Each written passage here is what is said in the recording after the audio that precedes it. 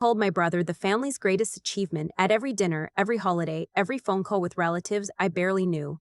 And they weren't subtle about what that made me. I was 31 when I finally understood that my parents had never actually been waiting for me to succeed. They were waiting for me to disappear quietly, the way inconvenient things do. My brother. I'll call him by what my parents called him, the name they said with a different kind of warmth than they used for mine. His name is Todd. 4 years younger than me. 6'1". Played hockey in high school, never made it past junior B, but my father still has the team photo framed in the living room. There's no photo of me anywhere in that house. I've looked, I've counted the walls. I'm the older daughter. I'm the one who got average grades in a family that expected perfect ones, who didn't play a team sport, who moved out at 22 without a boyfriend lined up, which my mother treated like a personal failure on her part. I'm the one who spent 3 years eating rice and canned chickpeas in a one-bedroom apartment in Kitchener, Ontario, building something that, at the time, I could barely explain to anyone at Christmas. That was the thing about what I did. It didn't sound like much when you described it at the dinner table. My father worked in commercial real estate. My mother had been a school administrator for 22 years. Those were things you could explain.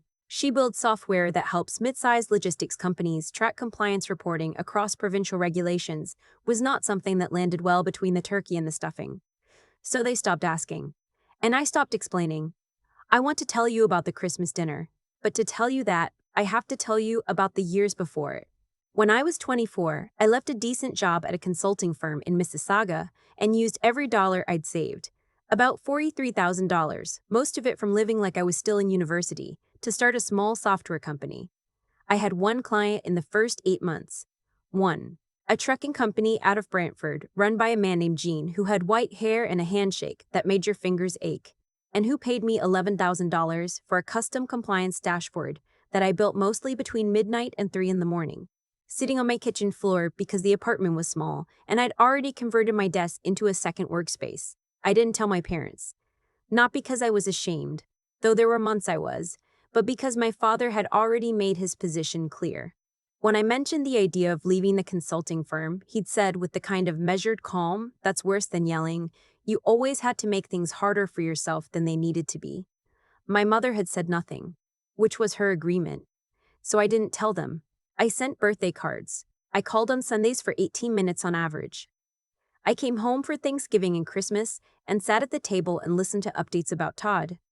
Todd had gotten promoted to regional sales manager at 26. My father told this story at least 4 times per holiday season, rotating the audience. Todd was being mentioned for a leadership program at his company.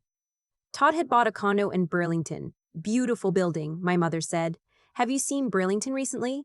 The waterfront is just gorgeous. Todd was dating someone seriously, a woman named Petra. I stopped. Wait, Petra. I knew a Petra. Not personally, but I knew that name from a different context. I filed it away.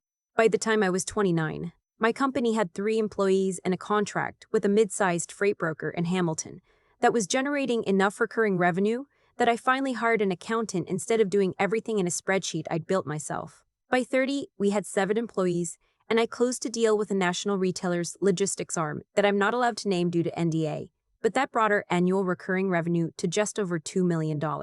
By 31, the Christmas I'm going to tell you about, we had closed our Series A funding round. $6.8 million. I want to be clear about what that means, because I think people sometimes hear funding round, and it sounds abstract, like a number on a screen.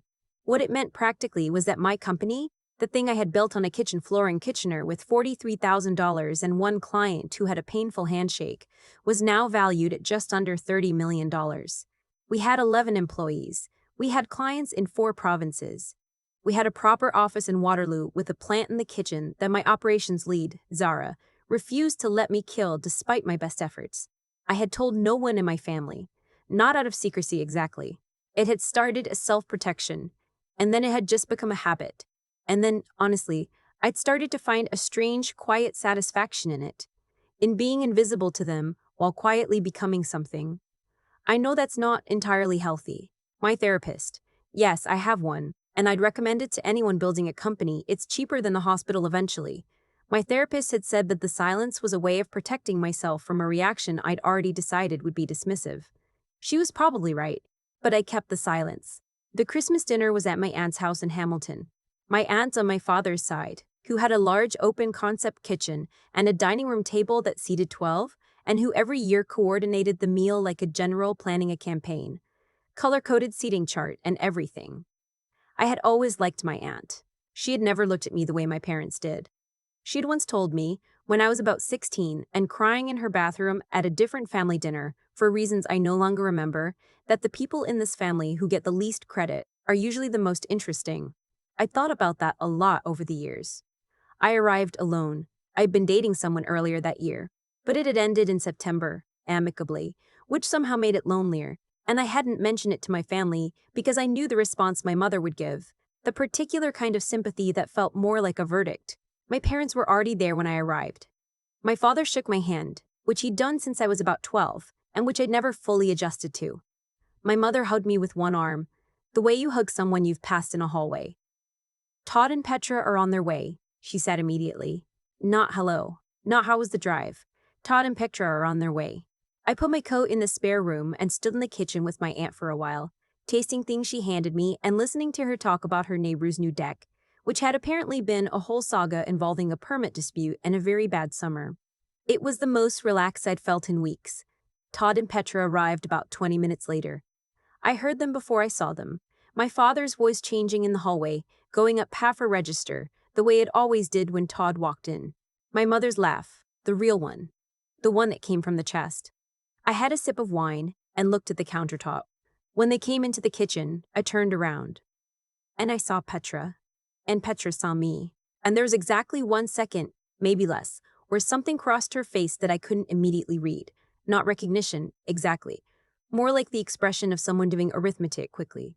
This is my sister, Todd said, gesturing at me with the ease of someone describing furniture. She does.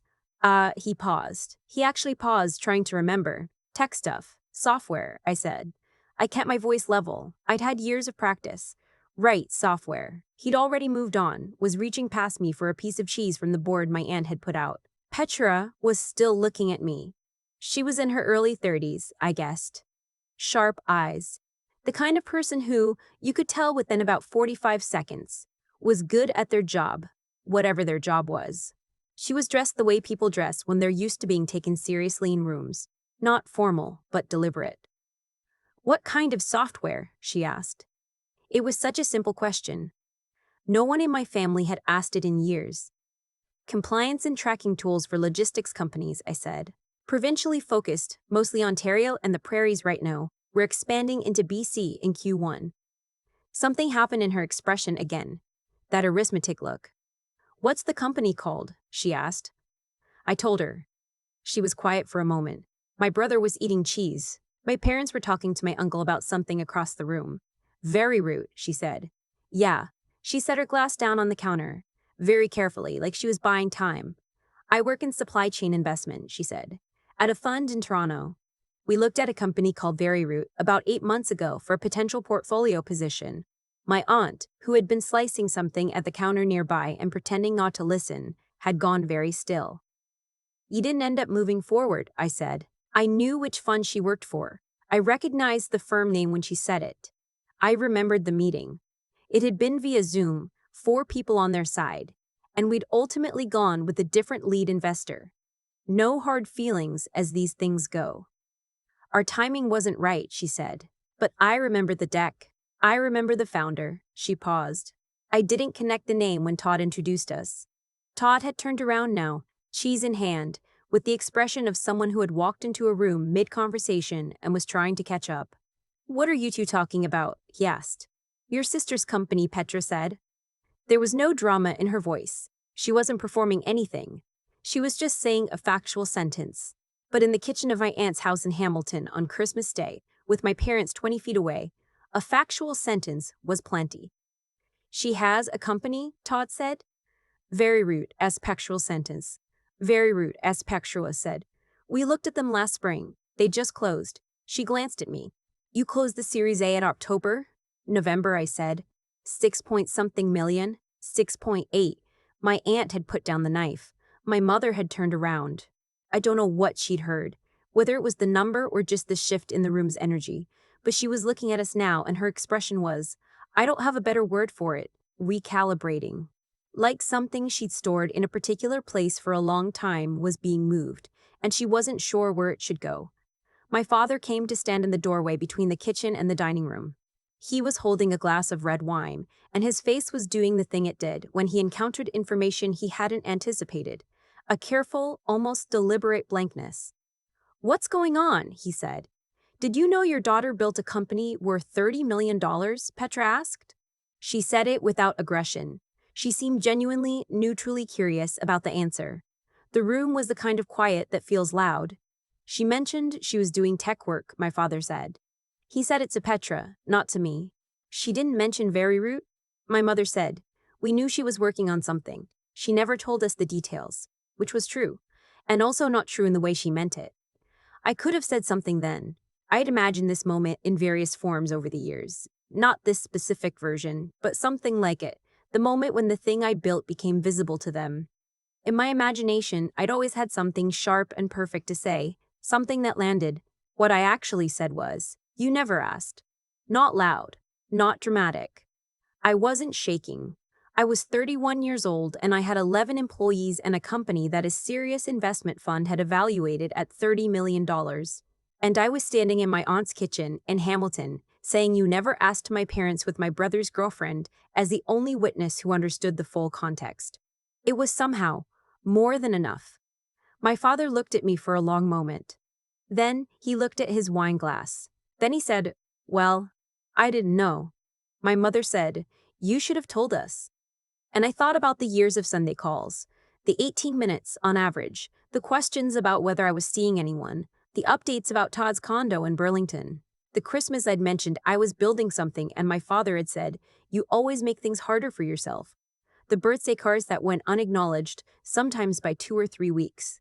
The way my mother used to say, when I was a teenager and struggling, "Todd doesn't have this problem," as though that was useful information. "I'm going to help Aunt Jackie with the table," I said. And I left the kitchen.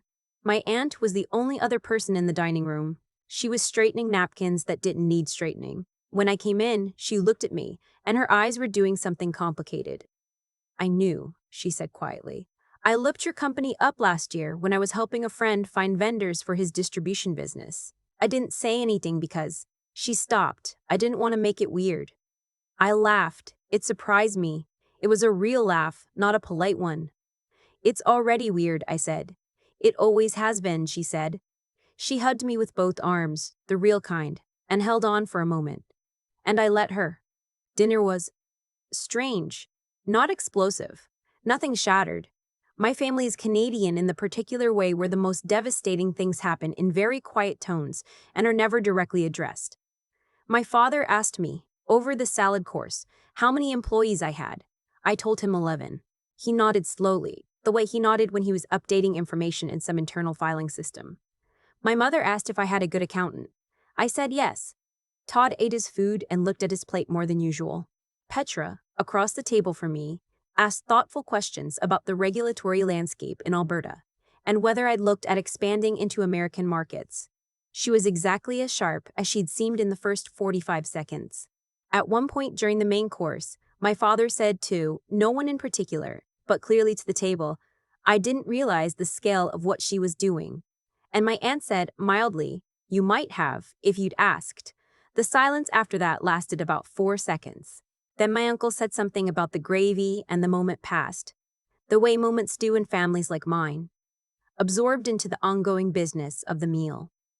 Todd found me later, in the front hallway when I was getting my coat. Most people had moved to the living room. It was just the two of us in the small space by the door, with the sound of the family carrying on in the other room.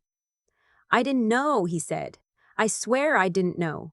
"I know you didn't," I said. He looked at me with an expression that was complicated in a way I hadn't seen from him before.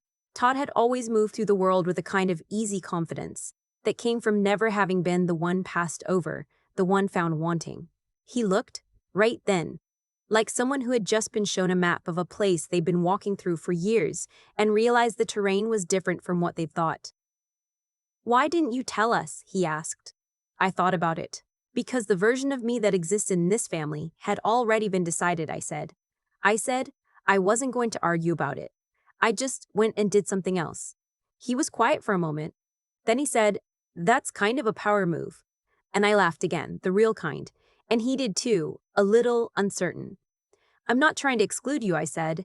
"I just need, I don't know. I need us to start over maybe, from somewhere different than where we've been." He nodded. Slowly, like someone who was actually hearing it. Petra appeared in the hallway then, coat in hand, and looked between us with her careful eyes. "Good dinner," she said, mostly at me. "Good dinner," I agreed. I drove back to Waterloo that night with the radio on low, the highway mostly empty in the way it gets in southern Ontario on holidays. That particular quiet where the exit signs are lit and there's almost no one.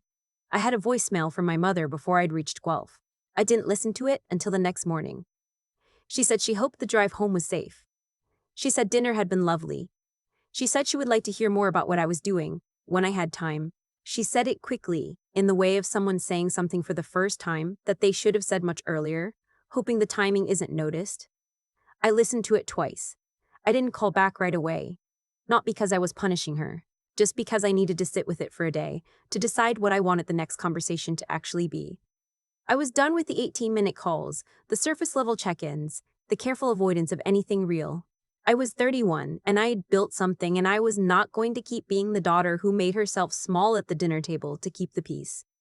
When I called her back 2 days later, I said, "I want to tell you about Very Route. From the beginning, if you actually want to hear it." She said she did. I told her it would take a while. She said that was okay.